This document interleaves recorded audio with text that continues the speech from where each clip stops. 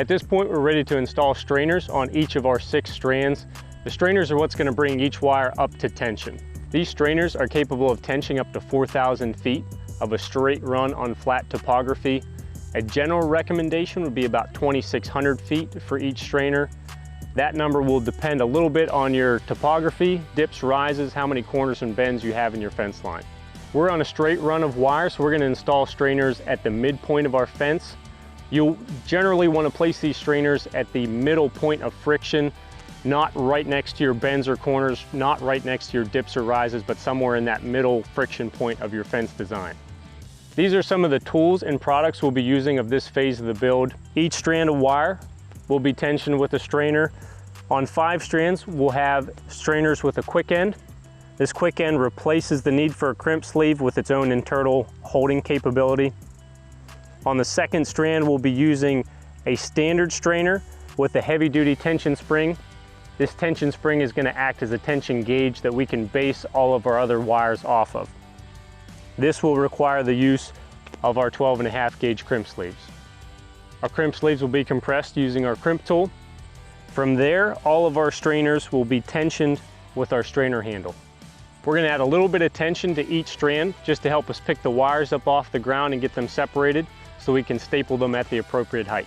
We'll be installing strainers at the midpoint of our fence, which is between these 2 wood posts, but we're going to go slightly off center to allow room for our poly dropper to hit in the center between this post gap. We're using this step-in post to mark where we want to cut each wire. We'll pull the slack through and cut it consistently each time. This will stack our strainers one on top of another. You can also do a staggered or a stair-step look, it's just a preference. You'll want to start straining your wire from the top wire down. This will pull all the wires up off the ground, eliminate that clutter and any tangle.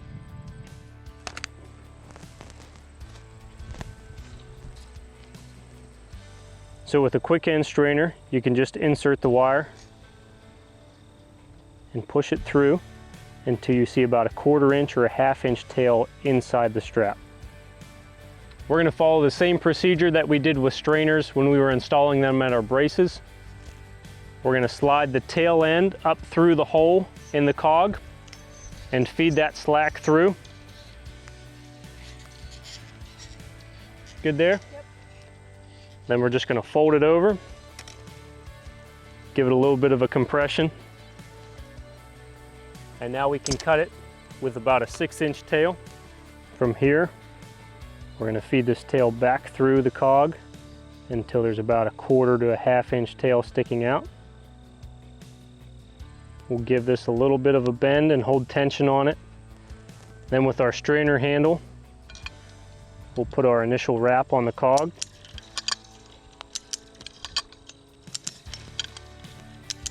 So now we'll just continue to add tension until this top wire starts to separate itself from the other strands. So we have a little bit of tension on our top wire here. It might be helpful, especially if you have changes in elevation or some topography to deal with, to place a few staples along the way just to hold the wire up at the height you're looking for. So before we tension any further and we risk, being too high or too low, needing to manipulate that wire, we're going to go place a few staples along the fence line. So up here at our line post, we're going to go ahead and put a staple in at that top mark. That allows us to make sure that we're not over tensioning our wire and getting it too high. A little staple etiquette. We're using a 1 3/4 inch double barbed right hand staple. Right hand meaning that the right leg has the angle cut in it. When we put these staples in, we're going to put them in a 45-degree angle, rotated clockwise to the right. That will allow the legs to spread apart instead of cross over as we hammer that in.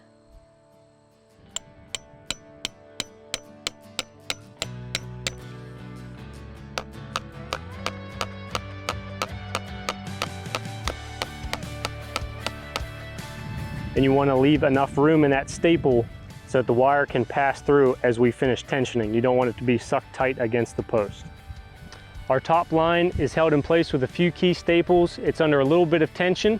This will allow us to fine tune it later on. We're going to move on to our next strand down, following in that top down pattern. This strand is going to be tensioned with a standard non-quick end strainer along with a tension spring.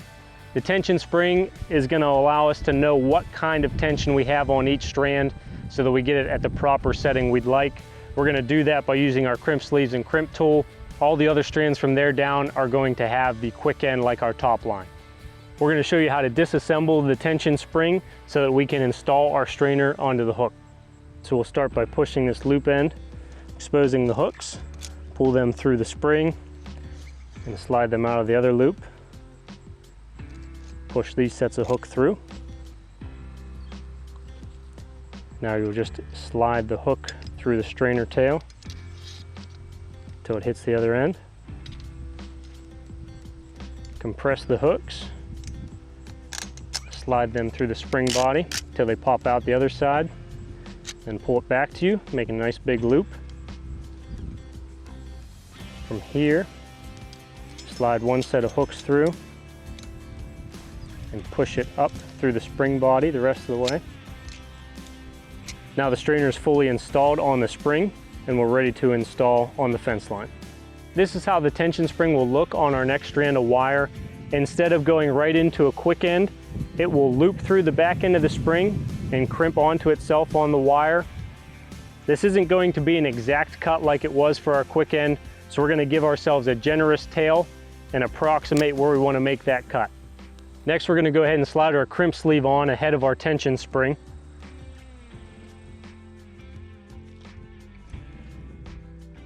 And now we'll go ahead and feed the tail end of our wire through the back loop of the tension spring.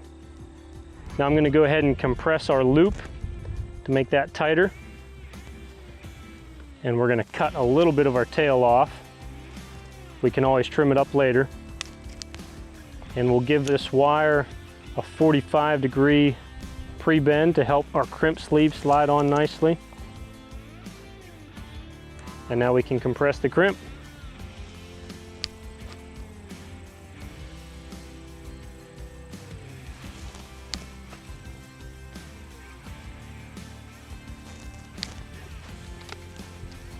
Now we're ready to feed the tail end of the wire through the bottom of the strainer.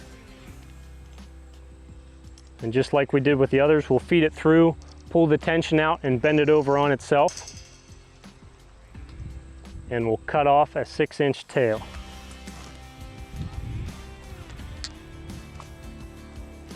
From here, we'll back the wire through the strainer until we have that 1/4-inch tail sticking up.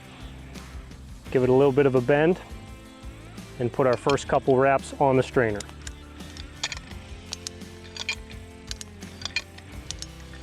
So with a little bit of tension on our wire, we've already exposed our first tension notch. This indicates 150 pounds.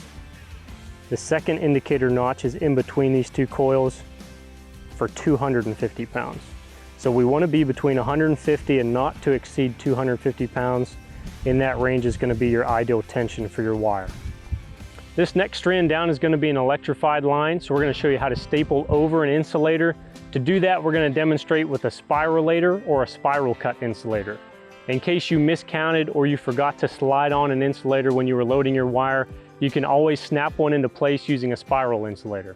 So we just position it in the overlap, pull it up, and work it to the inside of the insulator so that the overlap hangs down. So same principles here. We're going to place the staple over the fin. The fin is what's going to actually catch the staple. We're going to give it a clockwise tilt 45 degrees because it is a right cut staple. So we want the staple to catch and compress the fins. We don't want to crush the insulator with the staple.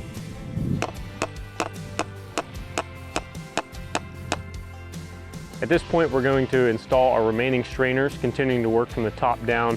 We have a step-in post that's helping us keep our strands separated. We're going to be cutting, installing strainers, and getting the initial tension on each strand.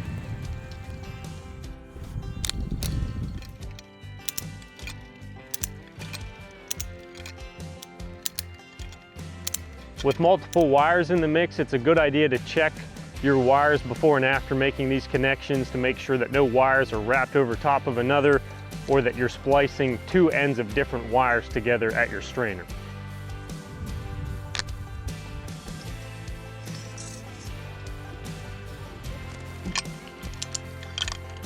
And feel free to staple some of these wires to the post, especially right in the area where you're working with your strainers, just to get the tension lines up off the ground, keep them separated so that you can tell what's what.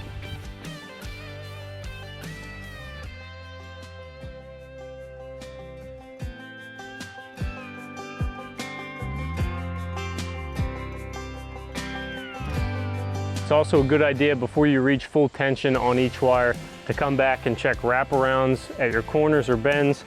Notice we didn't drive these staples all the way. We also didn't fold them over. As your wire pulls, these wraparounds might be uneven, so to get a nice finished look, just check these before you put final tension on each wire. All right, so we slid the wraparounds around our corner, made sure they were lined up nicely. Now we can go ahead and drive our staples the rest of the way and bend them over to lock them in place before we add final tension to the fence.